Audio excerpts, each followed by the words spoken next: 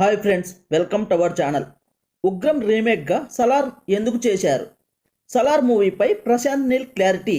ఈ విషయం తెలుసుకునే ముందు ఈ వీడియోను పూర్తిగా చూసి నచ్చినట్లయితే లైక్ చేయండి. కేజీఎఫ్ సిరీస్ తర్వాత యంగ్ రెబల్ స్టార్తో ప్రభాస్ రూపొందించిన చిత్రం సలార్. ఈ సినిమాపై భారీ అంచనాలు నెలకొనడంతో భారీ అడ్వాన్స్ బుకింగ్లు నమోదయ్యాయి. అయితే ఈ సినిమా ప్రశాంత్ నీల్ తొలి చిత్రం ఉగ్రం సినిమాకు రీమేక్ అనే విషయం మీడియాలో కొద్ది నెలలుగా వైరల్ అయ్యింది. అయితే రీమేక్ వ్యవహారంపై తాజాగా ప్రశాంత్ నీల్ స్పందించారు.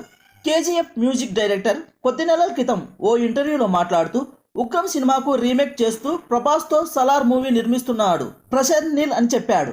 ఆ సినిమా కోసం తాను పని చేశాను, రీ రికార్డింగ్ భారీగా ఉంటుందని, ఆ సినిమా అందరినీ మెప్పిస్తుందని కూడా చెప్పాడు.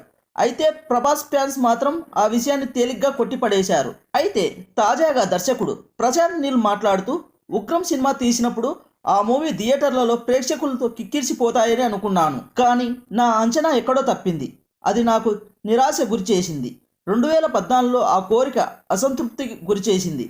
ఉగ్రం సినిమాకు న్యాయం చేయలేదనే ఫీలింగ్ నన్ను వెంటాడింది అని అన్నారు. ఉగ్రం సినిమా సరిగా ప్రేక్షకులకు చేరలేదని నేను ఎప్పుడూ భావిస్తూ ఉంటాను. కేజీఎఫ్తో ఆ అసంతృప్తి కొంత తీరింది, కానీ ఉగ్రం మూవీకి నా హృదయంలో ప్రత్యేక స్థానం ఉంది. అందుకోసమే ప్రభాస్తో సలార్ తీయాలని సంకల్పించాను, కానీ సలార్ను ఒక రీమేక్గా భావించలేదు అని ప్రశాంత్ నీల్ చెప్పారు. ఉగ్రం కథతో సలార్ చేయాలని భావించినప్పుడు ప్రభాస్, పృథ్వీరాజ్ సుకుమారన్కు సూట్ అయ్యేలా కథలో మార్పులు చేశాను. ఉగ్రం కథకు KGF style of making mix చేయడం వల్ల కొందరు క్రిటిక్స్ విమర్శించే అవకాశం ఉంది. అయితే వారి విమర్శలు కాంప్లిమెంట్గా తీసుకుంటాను. ఆ రెండు సినిమాలు నా క్రియేషన్కు ప్రతిరూపం. వాటి కోసం ఓ ప్రపంచాన్ని నిర్మించామని ప్రశాంత్ నీల్ చెప్పారు.